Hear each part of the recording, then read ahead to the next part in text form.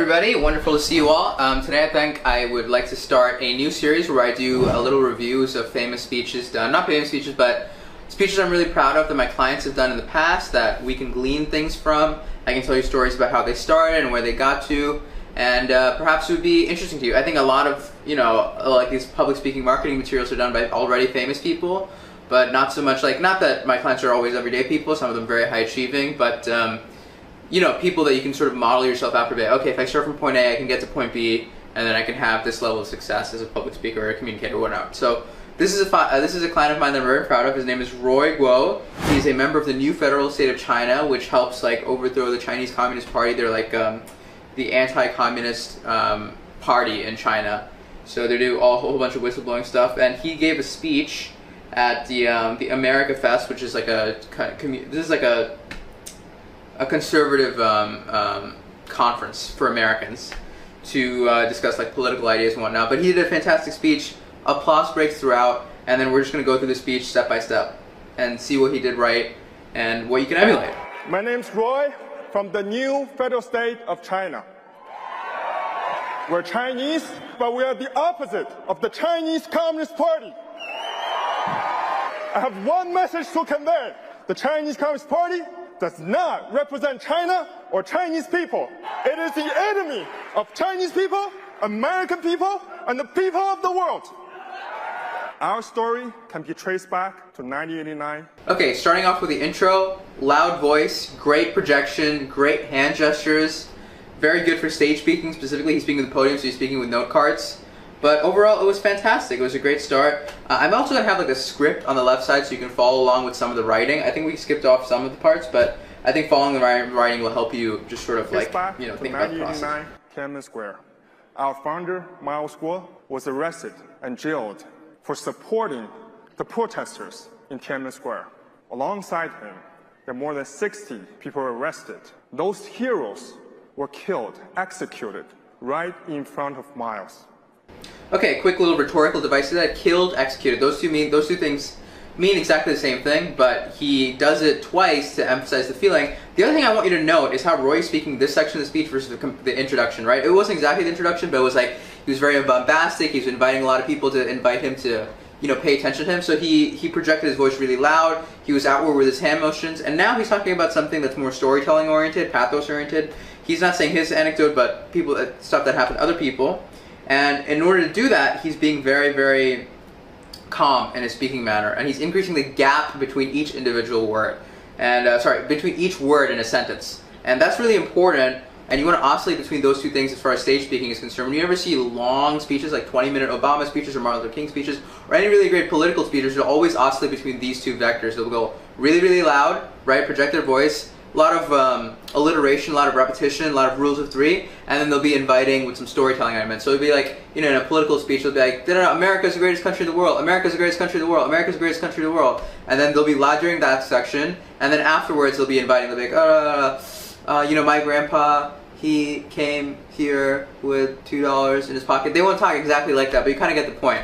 So if you're ever doing stage speaking, this is something you can note, is you can be very bombastic in the beginning in any situation where you're trying to just repeat something and get the crowd riled up, and then when you're doing storytelling or you're trying to be inviting with some sort of anecdotal references or you're trying to be somber, you can increase the gap between words, sentence by sentence. So good thing to keep in mind. You can never forget the look in their eyes. It was a silent plea for someone to continue to carry their legacy and bring democracy and freedom to China one day. Miles survived, and many years later, he started a movement called the Whistleblowers Movement, with sole purpose of taking down the CCP. He started to reveal all the intelligence on the CCP, the heinous plans of the CCP. Of course, as a result, he became the most targeted and persecuted Chinese dissident, but he never stopped fighting. Chinese people are the biggest victims of the Chinese Communist Party. As we speak, millions of Uyghurs are jailed in concentration camps.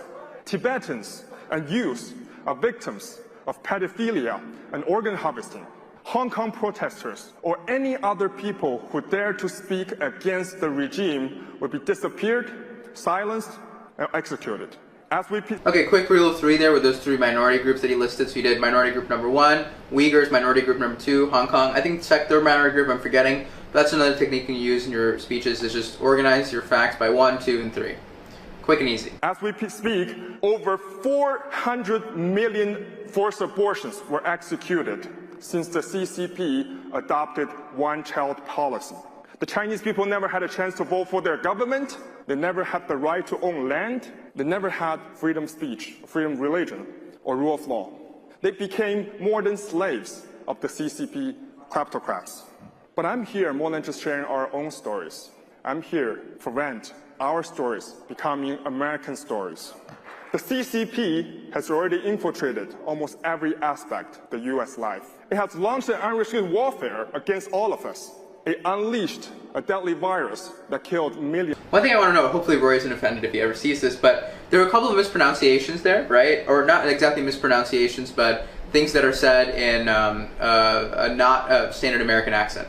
And you want to note this because I have a lot of clients who come for me for accent reduction. I never do accent reduction training, but it's not necessary because he's not hung up on it. And people understand what he's saying. And he's literally talking to an American, like middle American, I don't know exactly where this is held, but this is a conservative audience, and they're applauding for him, right? And sometimes he's speaking with a Chinese accent. I don't know exactly where he's from. He could be, okay, he's speaking with an accent, right? Nonetheless, and they don't care. And that's something to keep in mind, is because the more confidence you speak, and as long as they understand where the message you're communicating, there's no need to be insecure about your accent.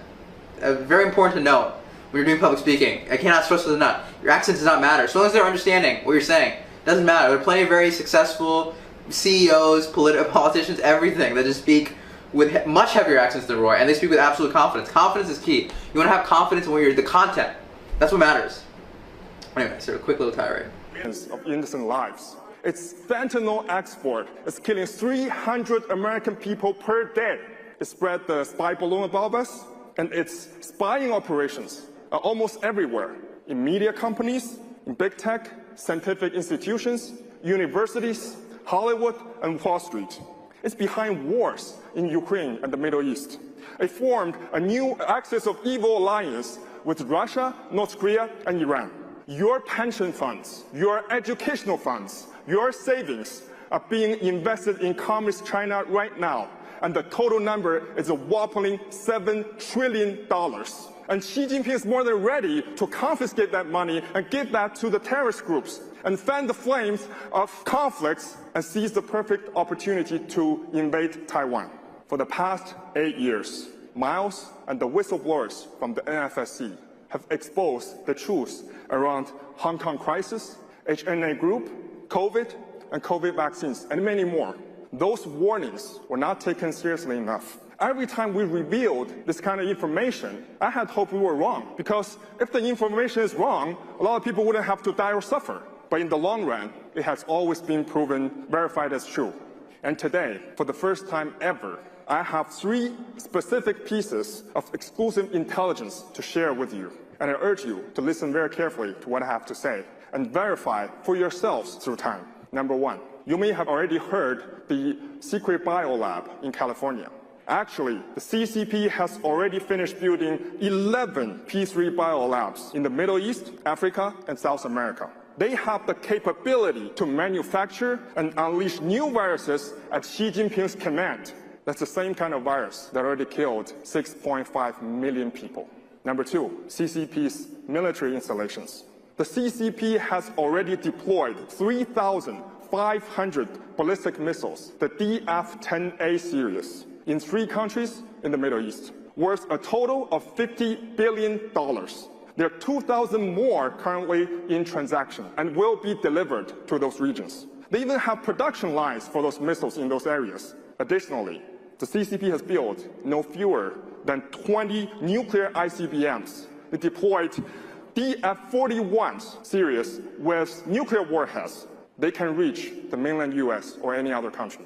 Number 3, the Chinese Communist Party is behind the terrorist group in the Middle East. In Iran and Syria, the CCP has already built an army of 20,000 mercenaries ready for combat and to join Hamas. And each individual will be paid $10,000 per month by the CCP. And there are another 20,000 mercenaries ready to be deployed in the event of escalation between Israel and Hamas. The intelligence I just shared with you is brought by NFSC thanks to the courageous whistleblowers inside China that risked their lives to bring those messages.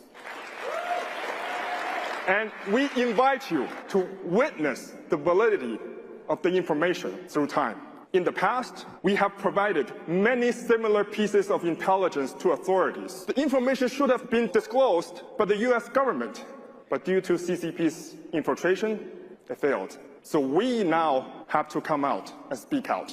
As our revelations continue to be verified, we now hope American people can join us in eliminating the Chinese Communist Party.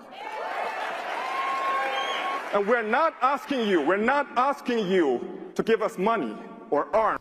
Pay attention to his hand gestures in that section. We're not asking you. Repetition, right? But open, right? If he was doing close fists in this section, so we're trying to dissuade him from doing so. But the openness, but also the command in which he's moving his hands is something you should take notice of. He's also coordinating his hands with his vocal tonality, so it's like, we're not asking you. It's almost like he's drumming to the words. That's also a good mechanism when you're adding a repertoire for your hand gestures. Whenever you're about to emphasize a section of the speech and you're doing a prelude, like, we're not asking you, you can always, we're not asking you. Great thing. Obama does that as well. You know, he does that. I think he does this type of hand gesture, but it's a good thing to do. Or arms, or die for revolution or wars. All America needs to do is very simple. Stop supporting the Chinese Communist Party. And decouple from the Chinese Communist Party technologically and financially. And leave the rest to the new Federal State of China. And we ensure you the elimination of the Chinese Communist Party in China. Today, hundreds of millions of people have joined our causes. The majority of them are working covertly in the party in China and supporting us. We have 21 chapters around the globe, and we are more united and determined than ever. And I truly believe soon enough, we'll stand atop the Beijing Pangu Plaza again and put Xi Jinping, the dictator, on a Nuremberg trial for his crimes and make it the devil's last night. That night, we will see the end of the evil communist regime. That night, we will reunite with our loved ones. And that night, for the very first time in history of that soil, we will see a free China, a new China, the new Federal State of China. Thank you. Okay, that was fantastic all the way. Congratulations to Roy.